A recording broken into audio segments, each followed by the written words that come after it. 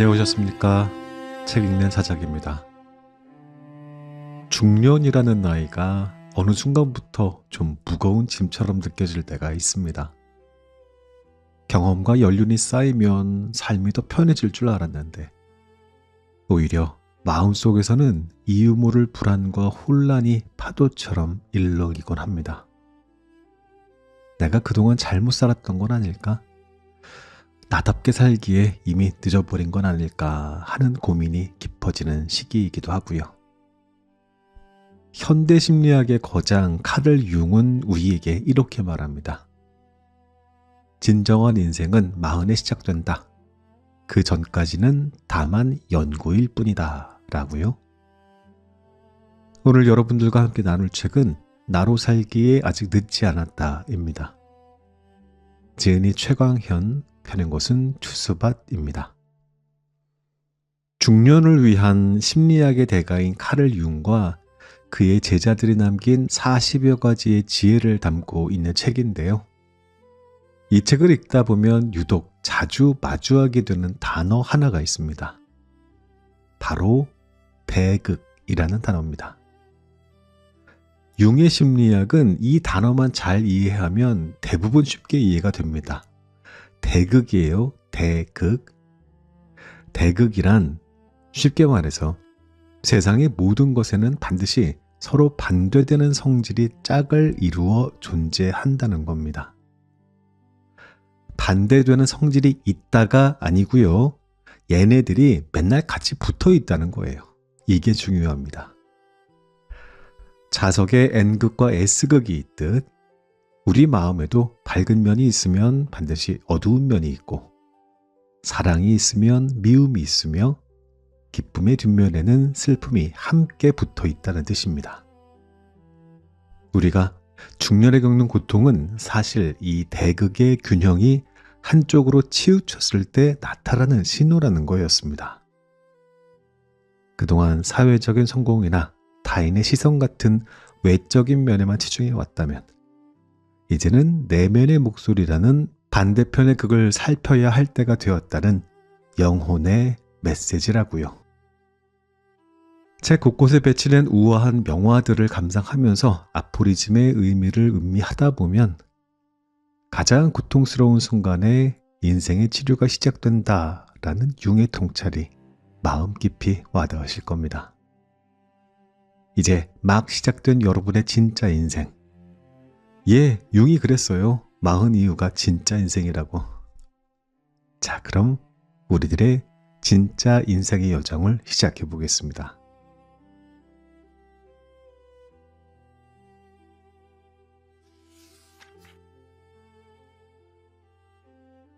빛이 밝아지면 그림자도 커진다. 나는 대학 시절 학교에서 아주 조용하고 자기 주장을 잘 못하는 내성적 학생이었다. 하지만 교회 안에서는 대단히 적극적인 성격이었고 레크레이션을 주도할 정도로 학교와는 다른 모습이었다. 당시 나는 학교에서의 내가 진짜인지 아니면 교회에서의 내가 진짜인지 정체성에 혼란을 느끼기도 했다.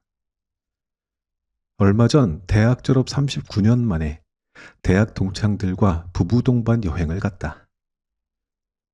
이야기를 나누는 중에 동기들은 당시 나를 무척 조용하고 도서관에서만 사는 친구로 기억하고 있었다. 하지만 그것은 친구들이 보았던 나의 일부분일 뿐 전체 모습은 아니었다. 융은 인간은 언제 어디서나 한결같은 모습을 보일 수 없다라고 생각했다. 그리고 인간은 원래 이중인격자라고 말했다. 만일 한결같은 모습을 보인다면 그것은 안정감과 확고한 정체성을 보여주는 것이 아닌 오히려 지나치게 지루하고 소진된 모습이라고 인식했다. 왜냐하면 인간은 하나의 모습만을 띌 수 없기 때문이다. 융은 인간 내면이 의식과 무의식처럼 서로 반대되는 것들로 이루어졌다고 보았다. 그 중에서 가장 대표적인 대극적인 요소가 자아와 그림자이다. 의식하는 나를 대표하는 자아와 함께 그 대립선상에 무의식에 있는 나를 대표하는 그림자가 있다. 이 그림자는 없앨 수 없고 자아와 그림자가 밀물과 썰물처럼 균형을 이루어야만 삶이 건강하고 만족스러워질 수 있다. 모든 소방관은 방화범이 되고 싶어 한다. 융은 사람 안에 있는 자아, 의식하는 나와 그림자, 무의식 속의 또 다른 나는 따로따로 있지 않고 서로 연결되어 함께 움직인다고 생각했다. 자아가 커지면 그림자도 그만큼 커지고 자아가 작아지면 그림자도 함께 작아진다. 지소처럼 한쪽이 올라가면 다른 쪽이 내려가는 방식이 아니라 두 쪽이 나란히 움직이는 심리작용 현상이다. 즉, 낮이 있으면 밤이 있는 것처럼 우리 안에도 의식적인 자아와 무의식적인 그림자가 함께 존재하고 둘은 서로 대립하면서도 동시에 작동한다. 자아가 커질수록 그림자도 같이 커진다는 말은 우리 인간의 본성을 꿰뚫는 의미심장한 통찰이다. 어떤 한 사람이 자아를 잘 발달시키면 이성적이고 합리적이며 도덕적인 모습이 강해진다. 그러면 그만큼 어둡고 충동적이고 본능적인 부분은 제거되거나 극복되었다고 생각하기 쉽다. 그런데 융은 그렇게 보지 않았다. 인간은 어떤 한 가지 특성만으로 지배될 수 있는 존재가 아니라고 생각했다. 밝은 면이 커진다고 해서 어두운 면이 사라지는 것이 아니라 단지 드러나지 않고 축축하고 어두운 깊은 곳에 숨게 된다는 뜻이다. 문제는 빛이 밝아질수록 그림자도 그만큼 짙어져서 언젠가 기회를 잡으면 폭발하듯 드러날 수 있다. 그래서 겉으로는 도덕적이고 합리적인 사람이더라도 그 안에 숨은 그림자가 더 큰 위험을 초래할 수 있다. 유럽 속담에 모든 소방관은 방화범이 되고 싶어 한다라는 말이 있다. 실제로 상당수의 방화가 소방관에 의해 일어나기도 한다. 그러한 소방관에게 방화는 자신의 자아와 그림자 사이의 균형을 이루고자 하는 본능적인 욕구라고 말할 수 있다. 좋음과 나쁨을 넘어 균형적인 삶을 살라. 자아와 그림자의 대극은 어느 하나를 줄일 수도 제거할 수도 없다. 자연 만물은 수많은 대극 속에서 어느 한 요소가 우세하지 않고 적절한 균형을 이룬다. 마찬가지로 자아와 그림자 사이에서 적절한 균형점을 끊임없이 찾아 살아가는 모습이 중요한 것이다. 새해에는 누구나 변하기로 결심한다. 나도 그랬다. 23년이 넘게 교수 생활을 하면서 자연스럽게 만들어진 안일한 습관과 태도를 바꾸어 새로운 출발을 위한 한 해를 만들고자 다짐했다. 그러기 위해 먼저 안 좋은 행동이나 태도를 바꾸고 좋은 것은 더욱더 유지 발전시키려 노력했다. 아마 대부분 이러한 과정을 거칠 것이다. 하지만 앞서 말했듯이 좋음과 나쁨이라는 대극을 아예 없앨 수는 없다. 부정적인 측면 뒤에는 긍정적인 측면도 있기 때문에 모든 행동과 태도에 일방적으로 좋다, 나쁘다라고 딱지를 붙이기는 어렵다. 그래서 어떤 행동을 완전히 없애거나 반대로 무조건 늘리려고 하기보다는 균형과 조화를 이루는 것이 더 중요하다. 자아와 그림자가 서로 대결하지 않고 균형과 조화를 이룰 때 행복하고 만족스러운 삶을 살 수 있다.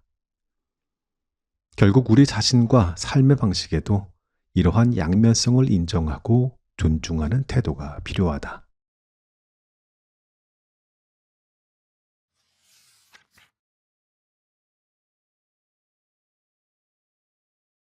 마흔에 이르러 여자는 남자가, 남자는 여자가 된다. 동양 사상의 두 대극, 음과 양에 따르면 여자는 음이고 남자는 양이다. 음과 양은 서로 분리될 수 없으며 서로에게 의존한다. 음 안에 양이 있으며 양 안에 음이 있다. 아무리 강한 양이라도 그 안에 음의 요소가 존재하고 아무리 깊은 음이라도 그 안에는 양의 요소가 있다. 음과 양이 서로 안에 내재된 것처럼 카를 융은 남성에게 있는 여성 인격을 아니마, 여성 안에 있는 남성 인격을 아니무스라고 불렀다. 이 아니마와 아니무스는 단순한 상상이나 성격의 한 부분이 아니라 인류가 공통으로 가진 집단 무의식의 원형 가운데 하나라고 융은 설명했다. 아니마와 아니무스라는 원형은 아주 오랜 세월 동안 남자와 여자가 함께 살아오면서 서로의 성격을 조금씩 받아들이는 과정 속에서 만들어졌다고 볼 수 있다. 이러한 원형들 덕분에 우리는 어느 정도 다른 이성을 이해할 수 있다.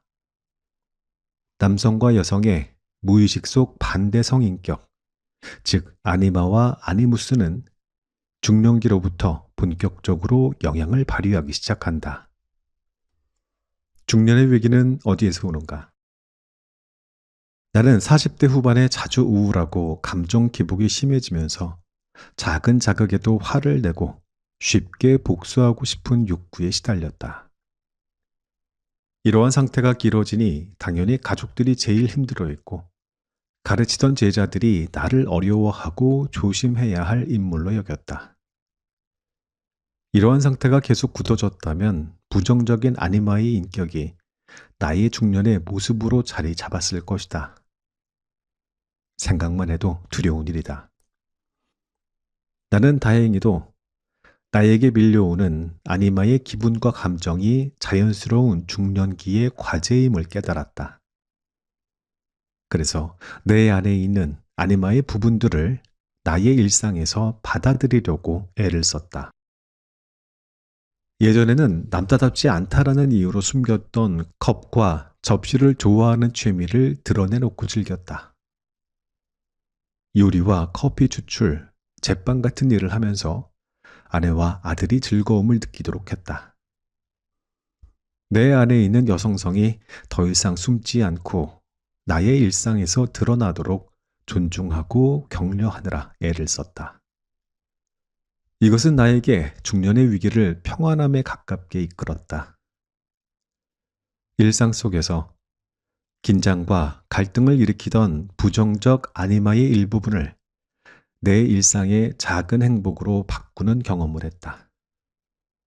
아니마와 아니무스는 인간 정신의 대극을 설명하는 중요한 이론이다. 융은 아니마와 아니무스를 인간의 기본적인 원형, 집단 무의식에 속한다고 봤다. 우리가 생명력과 활력을 가진 건강한 삶을 살아가려면 아니마, 아니무스와 적당히 조화와 균형을 유지해야 한다. 무의식에 있는 반대 성인격을 수용하거나 발달시키지 않으면 오히려 무의식의 노예가 된다. 부정적으로 변한 아니마와 아니무스 원형에 사로잡히게 되고 그 결과 고통을 겪게 된다.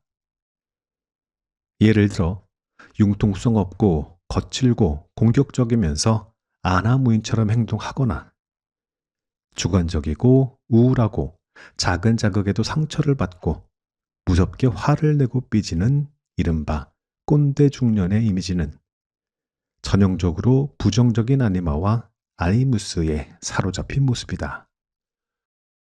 중년에는 반대성과 함께 살아야 한다. 중년에는 자기 안에 있는 반대성인 아니마와 아니무스와 어떠한 식으로든 관계를 맺어야 한다. 중년까지 대부분 남자와 여자라는 사회적인 역할에 묶여 살아오면서 내면의 인격인 아니마와 아니무스를 억누르고 살았을 가능성이 크다.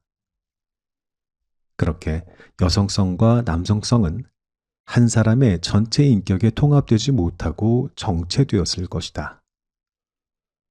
따라서 성호르몬의 변화를 겪는 중년에 남자와 여자는 자기 안에 있는 무의식의 인격인 반대성을 수용하고 이를 자신의 삶 속에서 자연스럽게 통합하려는 자세가 필요하다. 그러면 중년에 어울리는 성숙하고 자유로우면서도 행복한 삶이 가능해진다.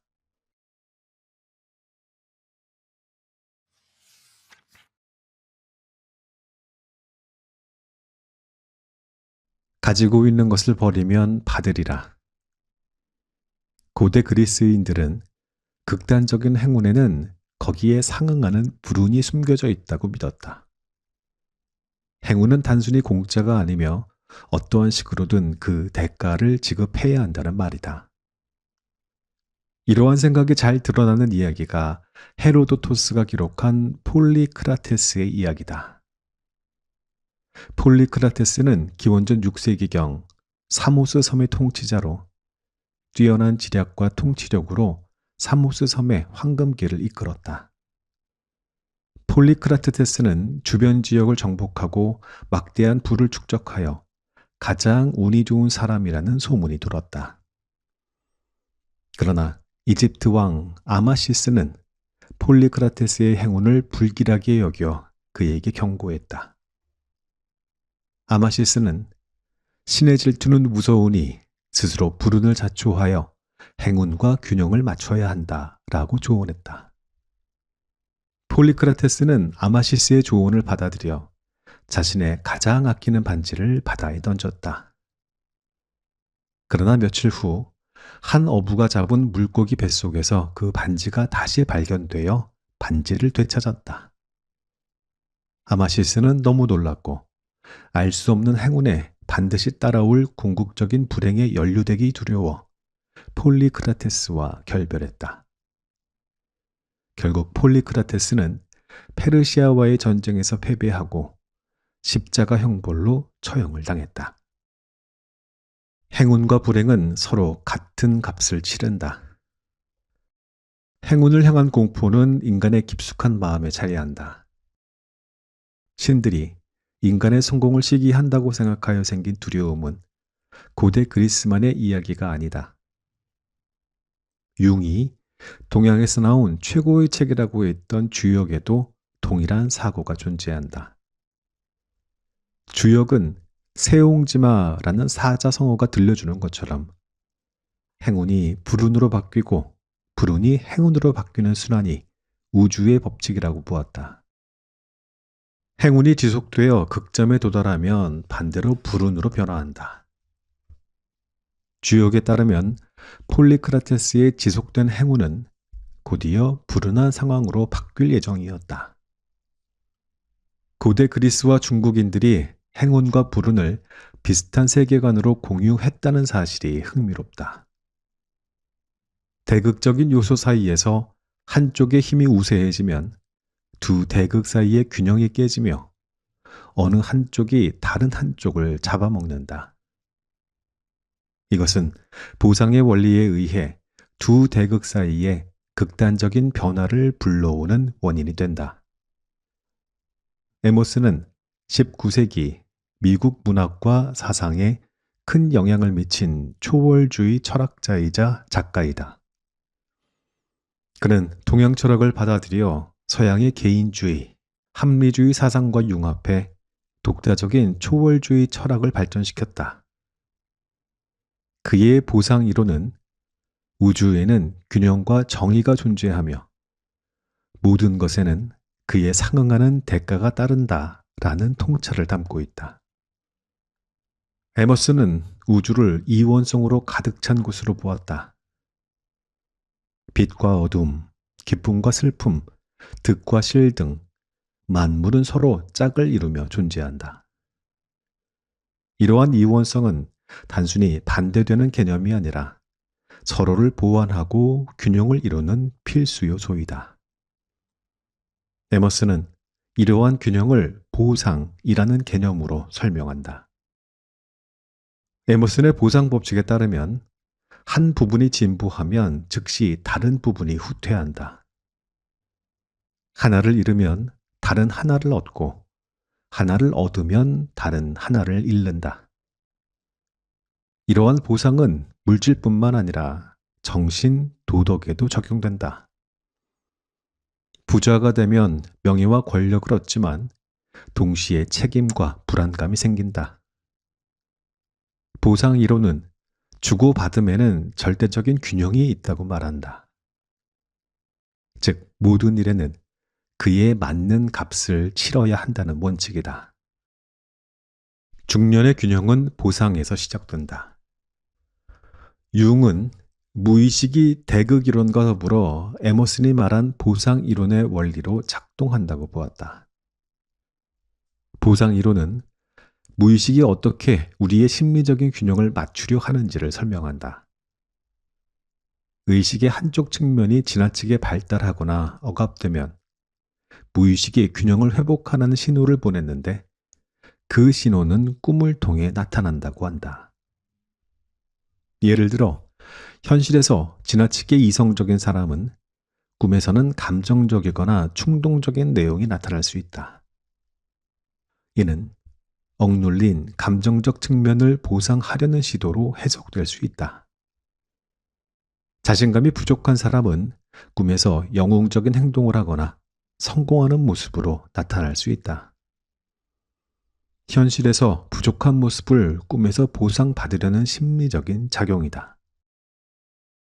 융은 1923년부터 최리히 호숫가 볼링겐에 탑 모양의 집을 직접 돌로 쌓아지었다.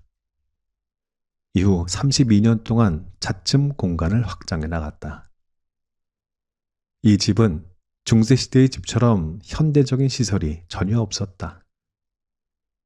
등을 켜고 우물에서 물을 길어 올리고 나무로 불을 지피며 생활을 했다.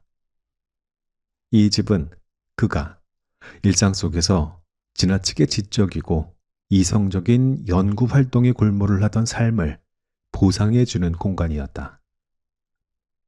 융은 이 볼링겐의 집에서 휴식과 재생을 깊이 경험했다. 마치 어머니 품처럼 아늑하고 편안한 감정을 누렸고 여기에서 얻은 힘은 그의 일상 속에서 이루어지는 대단히 복잡한 내면 세계의 연구에 대한 보상으로 작동했다.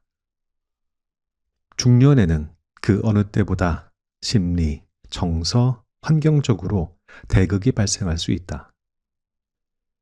우리는 치열한 일상을 보내면서도 그만큼 자신에게 필요한 보상이 무엇인지 돌아보고 탐색할 필요가 있다. 분명한 점은 일상이 치열할수록 그만큼 반대되는 보상이 더 크게 요구된다는 점이다. 만약 이것을 무시하고 계속 억누른다면 우리의 무의식은 결국 증상이라는 방식으로 해결하려고 할 수 있다. 그래서 삶이 한쪽으로 지나치게 치우쳐 있다면 반대 방향의 보상을 의식적으로 찾아 균형을 맞출 필요가 있다. 사실 과도한 보상적인 행동에는 언제나 균형을 이루려는 의도가 숨겨져 있다. 그렇기에 무의식이 강제로 끌고 가기 전에 의식적으로 스스로 균형을 잡는 보상 방식을 찾는 일이 중요하다. 균형을 맞추려는 보상은 말 그대로 사람마다 다르다. 삶의 방식과 양식이 다르듯이 보상을 찾는 방법도 제각각일 수밖에 없다.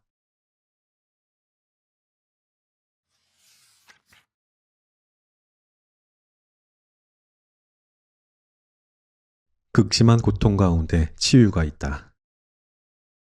인류 역사상 가장 참혹했던 제1차 세계대전에서 전쟁터의 병사들은 전투와 관련된 꿈보다 고향을 그리는 꿈을 더 자주 꾸었다. 그것은 가혹한 현실에 대한 보상작용이었다. 정신과 군의관들은 어떠한 병사가 전쟁 장면을 너무 많이 꾸면 그를 전선에서 떠나게 했다. 외부의 충격적인 이미지에 저항할 정신적인 힘이 더 이상 없기 때문이었다. 이는 병사가 가혹한 현실로부터 자신을 보호할 대극적 균형의 힘을 상실했음을 보여준다. 인간의 삶과 모든 원형은 밝고 어두운 양면성을 지닌다. 성공과 실패, 밝음과 어두움, 아름다움과 추함처럼 수많은 대극으로 이루어진 세상 속에서 대극들의 긴장과 갈등은 인간의 일상에서 고통으로 드러나곤 한다. 융은 살아있는 사람에겐 절대적으로 안전한 장소가 없다라고 말했다. 오히려 의심과 불안은 우리의 삶을 구성하는 불가피한 요소라는 것이다. 결국 모든 정신현상은 대극의 긴장과 갈등을 겪으며 이를 통합해 나가는 과정 속에서 전개된다. 대극이 정신의 기초라는 전제는 곧 그 대극이 만들어내는 고통 또한 삶의 일부임을 의미한다. 인내하며 만들어지는 자기 치유를 믿으라. 서양에서는 고통을 약물로 해결하려 했다고 융은 말한다. 동양에서는 고통을 개인적인 문제로 여기기보다는 삶의 일부로 받아들이고 초월하려고 했다. 주역의 박괴는 절망적인 위기 상황을 다룬다. 극심한 기근 속에서 농부가 내년을 위해 준비한 종자까지 먹어야만 하는 절박한 상황에서도 희망을 끝까지 버리지 말고 끝까지 참고 견디라는 가르침을 전한다. 여기에는 모든 것은 지나간다 라는 삶의 자세가 담겨 있다. 융은 고통을 극복하는 유일한 길이 그것을 견디는 것이라고 말한다. 정신적으로 고통받는 사람에게 견뎌라 라는 말은 공허하게 들리고 오히려 분노를 일으킬 수도 있다. 그럼에도 융은 인내하고 견뎌내는 수밖에는 답이 없다고 말한다. 인내라는 말은 고통에 처방은 없다라는 뜻이기보다 인내하며 만들어지는 자기 치유의 힘을 기다리라는 뜻이다. 우리의 꿈은 실제 내용을 변형하여 상징으로 바꾸어 놓는다. 꿈속에 등장하는 인물 대부분은 실제 인물이 아니다. 아는 누군가를 꿈속에서 본다면 실제로 그와 관련된 내용이 아니며 그의 모습을 빌려 상징의 언어로 무언가를 보여주려는 것이다. 우리에겐 초월적인 기능이 있다. 나와 상담을 하던 20대 남성은 여자친구와 이별하고 대단히 고통스러워했다. 둘 사이의 관계는 끝이 났지만 그는 상대를 잊지 못하고 이별을 받아들이지 못했다. 그 결과 그는 우울과 무기력, 상실감 속에서 깊은 패배감과 절망에 시달렸다. 그는 밤마다 여자친구와 관련된 꿈을 꾸었다.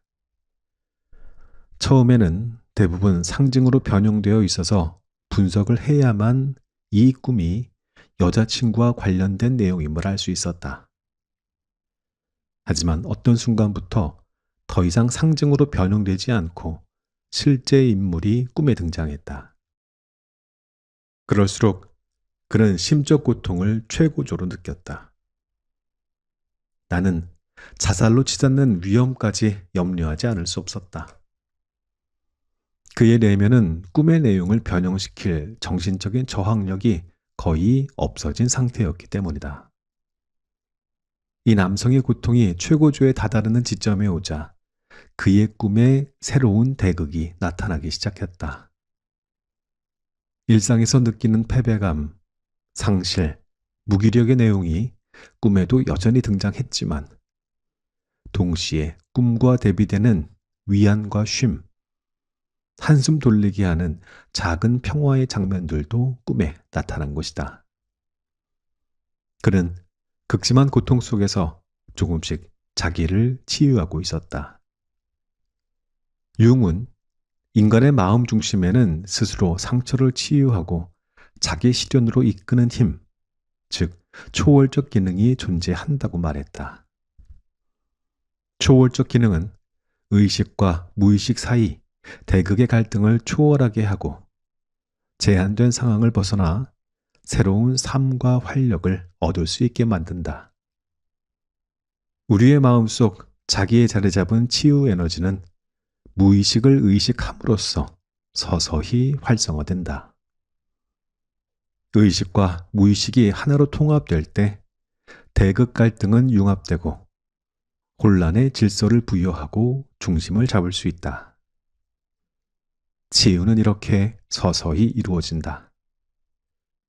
고통은 허기를 빨리 달래기 위해 허겁지겁 인스턴트 음식을 먹듯이 손쉽게 해결할 수 없다. 고통을 극복하기 위해서는 기다리고 견딤이 반드시 필요하다. 융의 말처럼 귀한 것은 반드시 그만큼의 값을 지불해야 한다는 사실을 기억해야 한다.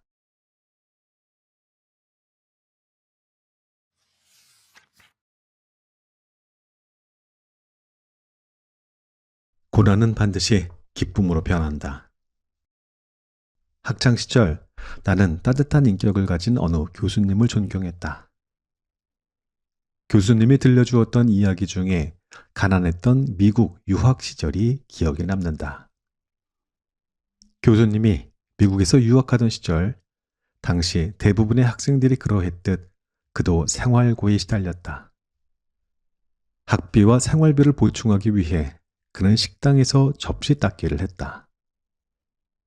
그러나 학업이 진전될수록 더 많은 시간이 필요했고, 그럼에도 아르바이트를 그만둘 수 없었다.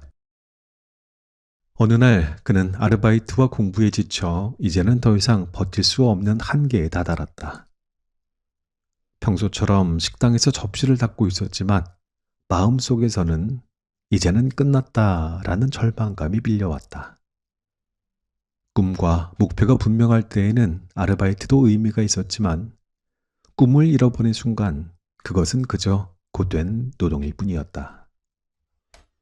그날따라 힘겹게 일을 마치려던 순간 식당 홀에서 한 손님이 그를 불렀다. 긴장하며 다가간 그의 앞에는 낯선 신사가 있었다. 신사는 식당에 올 때마다 그가 묵묵히 성실하게 일을 하는 모습을 지켜보았다고 했다. 분명 외국에서 공부하는 유학생이라고 생각했으며 그날 마음속 깊은 곳에서 그의 학업을 돕고 싶다는 감동이 일어났다고 말했다. 신사는 주저하지 않고 그의 유학 생활을 후원하겠다고 제안했다. 전혀 생각지 못했던 일이었다. 삶에 지쳐 꿈과 목표마저 잃어가던 한 유학생에게 그날은 인생 최대의 날이었다. 가장 힘들었던 날이 오히려 인생에서 가장 기억될 기쁨의 날로 변한 것이다. 역풍의 지혜, 변화의 법칙을 따르라. 교수님이 경험한 반전의 날은 사실 우리 모두에게도 일어나는 일이다. 가장 힘든 순간이 기쁨으로 바뀌고 승리라 믿었던 순간이 도리어 고통으로 변화하는 일은 우리의 인생에서 수없이 펼쳐진다. 불운이 행운이 되고 행운이 불운이 되기도 한다. 동양인들은 이러한 진리를 세용지마라는 고사성어로 잘 표현해왔다. 순자는 우불우자시야라는 말을 남겼다. 이 말은 일이 잘 되고 안 되는 데에는 때가 있기 마련이다 라는 뜻이다. 여기에는 순풍이 역풍으로 바뀔 때를 대비하라는 가르침이 숨어 있다. 이 말 아래에서 동양인들은 운이 따르더라도 들뜨지 않고 오만해지지 않으려고 주의를 경계했다. 바로 역풍을 경계했던 것이다. 역풍이라는 개념은 카를 융의 에난치 오드로미아와 연결된다. 어느 한쪽에 일방적으로 우세해지고 힘을 압도할 때 나타날 수 있는 반전 현상인 역풍은 대극의 반전, 에난치 오드로미아를 가리킨다. 작은 행운을 얻으면 기쁘고 더군다나 연이어 행운이 계속되면 없던 자신감이 생기면서 마음이 풀어져 해이해지고 교만해진다. 이것은 불행의 씨앗으로 작용하여 더 큰 불행을 불러온다. 그리하여 동양에서는 또 다른 말로 과유불급, 즉 지나친 것은 모자란만 못하다라는 말로 이 법칙을 요약했다. 노자의 도덕경에서도 같은 가르침이 등장한다. 도덕경에는 모든 사물은 지나치게 왕성하면 곧 쇠퇴하기 마련이다 라는 말이 나온다. 이는 인생을 지배해야 하는 근본적인 힘이 바로 변화임을 일깨워준다. 만물은 절대적이지 않으며 세상사는 끊임없이 변한다는 뜻이다. 인생은 반전 드라마이다. 국민적인 관심을 끌었던 드라마 폭삭 소가수다에서 아무것도 없던 10대 애순이와 관식이가 부산으로 가출하며 좌충우돌할 때 이런 말이 나온다. 이때가 인생에서 최고의 봄날인 줄은 몰랐다. 가장 힘들고 어렵다고 여겨지는 순간이 뒤돌아보면 가장 행복한 시간임을 회상하는 말이다. 우리에게도 마찬가지로 가장 힘들다고 여겨지는 순간이 기쁨이 되는 인생의 반전은 언제든 일어난다. 힘들다고 여기는 순간을 어떻게 임하고 마주할지가 중요하다. 우리가 사는 세상은 한 치 앞도 모를 때가 많다. 그러한 불확실성이 불안과 두려움, 혼란을 일으키지만 생각해보면 그만큼 인생에는 다양한 변화의 기회가 찾아올 수 있음을 의미한다. 인간 정신의 변화 과정을 보여주는 정신의 연금술은 절망과 어둠의 단계가 극적으로 정화와 깨달음의 단계로 전환하는 과정을 거친다. 거기에 반전이라는 역동적인 힘으로 인간 정신은 더욱 심오한 수준에서 통합될 수 있다. 고난과 어려움이라고 믿었던 시간이 기쁨과 감사로 변하는 인생의 반전 드라마가 우리에게도 가능하다는 것. 그 사실 하나만으로도 우리의 삶은 충분히 살아볼 가치가 있는 여정으로 빛난다.